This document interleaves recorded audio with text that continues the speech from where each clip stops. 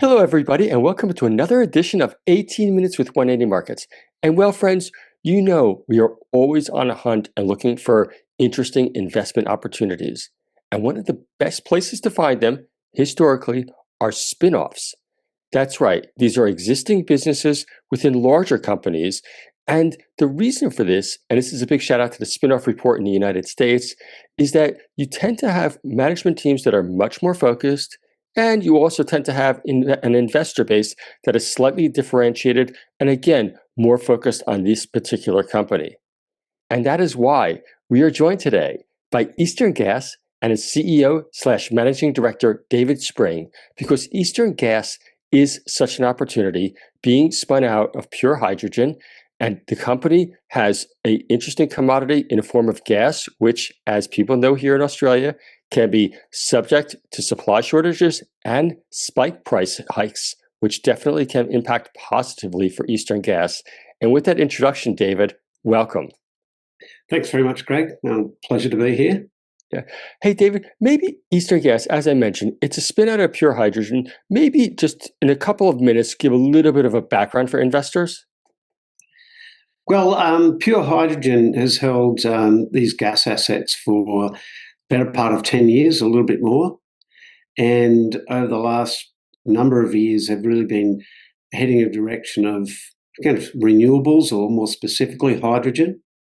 So they were really starting to focus a lot of their efforts down that path to hydrogen and batteries, but had two really excellent gas assets on the portfolio.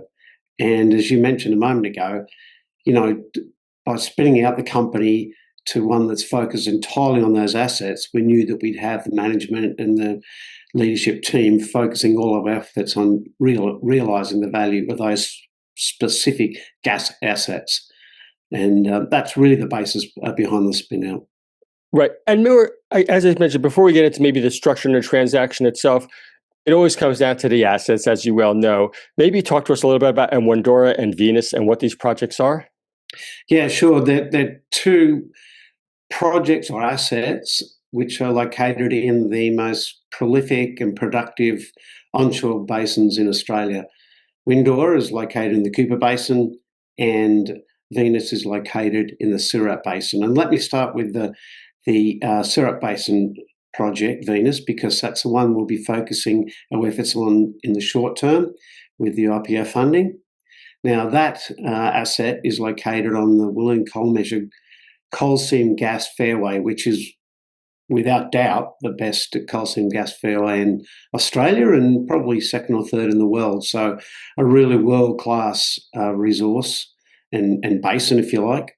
And we have an asset which is situated right in the middle of the main fairway, surrounded by all the big majors that are exporting primarily to the LNG market. And we are the one junior, or will be the one junior in the entire play. So a really great position for us to be in. We have resources which have been independently certified of 130 petajoules of 2C contingent. And what we'll be looking for is to move those from contingent resource category into proven reserves. And we believe that the work program that we will be doing immediately on the IPO, or after the IPO with the funding, which is 2 horizontal wells, we will be, in the short term, realising that view that we have of the resource moving to proven reserves. Right. And David, for those of us that are not so familiar with horizontal wells, in maybe layman's terms, can you just describe what it is, and also, I suppose, the risk level of drilling these horizontal wells versus just pure exploration? Yeah, sure. The coal seam gas, and in fact all the wells that have been drilled on the Wollongong coal measures are vertical, so vertical is quite obvious. And you intersect a number of different coal seams on the way down, and they vary in thickness and in quality. What we're going to be doing is we're going to target the shallowest of the coals, which is called the McAllister in the Wollongong coal measures. It's 5 to 6 metres thick across the block, and we'll be going down and then drilling vertically until we get to that point, and then we'll veer and go horizontal and just stick within that one coal seam or coal seams for about a kilometre. So we'll be intersecting a kilometre long coal seam, 5 to 6 metres thick, which means that we have a lot more of the coal seam open to the wellbore than you have when you drill a vertical well through a number of different coal seams.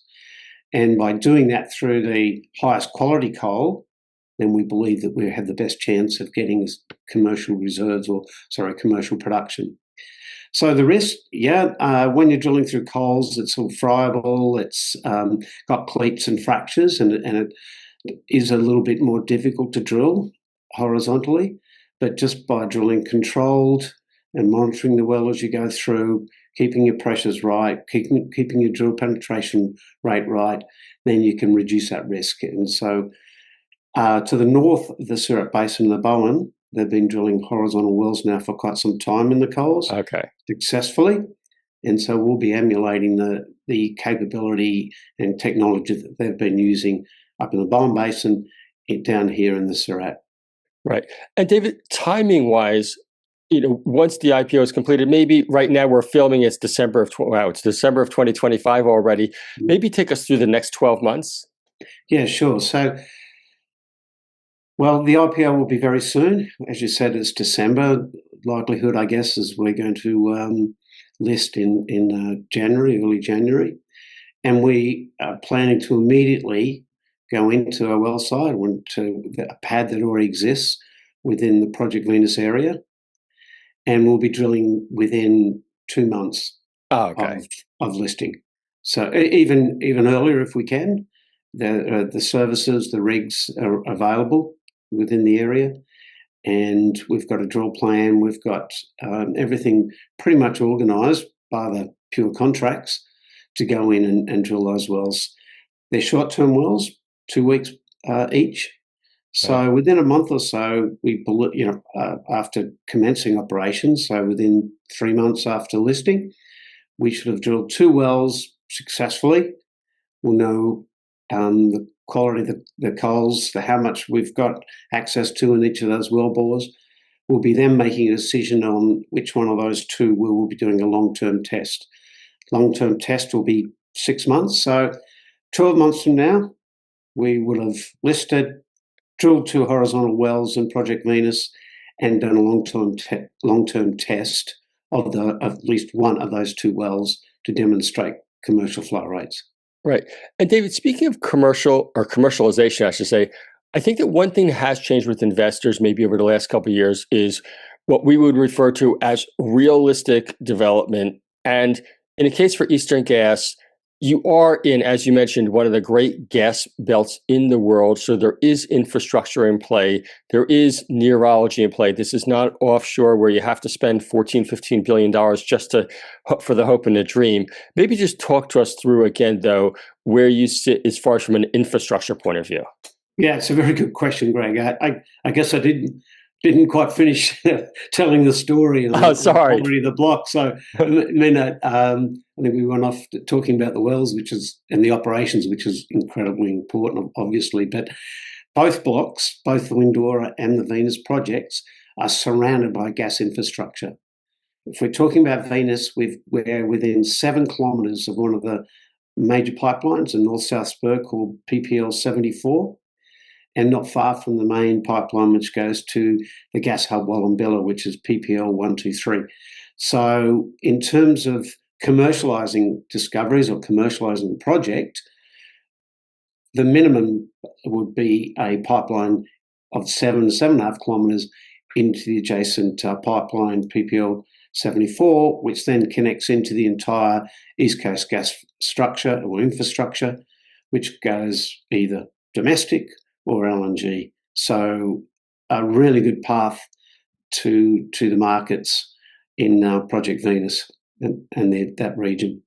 Right. And then maybe I know that the focus is Venus, but maybe turning to Windorah, can you just describe that one as well, please, that asset?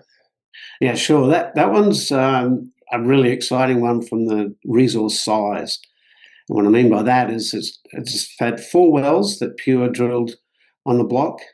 All of them were drilled off structure, which is very important because it indicates a basin set of gas play, which is, from a reserves point of view, quite significant. It's also in the Cooper Basin, which is a prolific source and reservoir. As I was saying, they drilled 4 wells, have proven resources there, contingent resources of 350 petajoules, or over 600 petajoules 3C contingent resource, and prospective reserve, or in place for starters, 4.4 TCF and about 1,900 of recoverable prospective resource. So a really good volume of gas for us, and certainly one that we'll be looking at, demonstrating commerciality in the near future.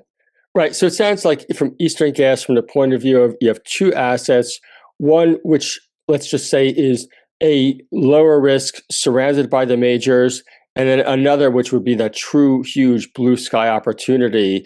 And then both of those together really make an outstanding investment case for investors that want both exposures, don't they? Well, I think so, because we've got the short term where we can demonstrate commerciality. Yes. And then we have choices of whether we want to go down the route of creating project, which would require 2 or 3 more wells, but for not a huge capital expenditure, you could go in and start with, say, 5 terajoule a day projects tying into the local infrastructure. So really short-term win there. And we've seen from some recent activity in acquisitions, the value of contingent resources to proven reserves is like 15 times. So an incredible opportunity to increase the value of the company just in that project itself. And then backstopping that, we have a very good opportunity in the Cooper Basin, large volumes, again, next to infrastructure. It's very close to the Mount Howard processing facility, which we have approval for a pipeline into. It then goes into the Santos-operated Moomba gas infrastructure. So again, very close to market access there. So the other thing about Windorah is that it has a potential commercial area designated, which means that we have up to 15 years to commercialise that block. So that's the principal reason why we want to focus on the Venus project and coal seam gas in the short term, and then we'll move over to Windorah after that. Right. Great, David. Hey, David, as we said, the spinoff / IPO, maybe can you just give us some high-level details about it? And again, we're filming here in early December of 2025. Well, it's so that Pure will remain with the company, if you like. They'll be about 68% owners of the company, and they'll be held in escrow for 2 years. And then up to them what they want to do at that point in time. But I think from their point of view and the shareholders' point of view, it really gives them an opportunity to realise the value of those assets and see the incredible increase in value to those. Sorry to interrupt you. No, I was going to say we have aimed the IPO, or the value of the IPO, quite low.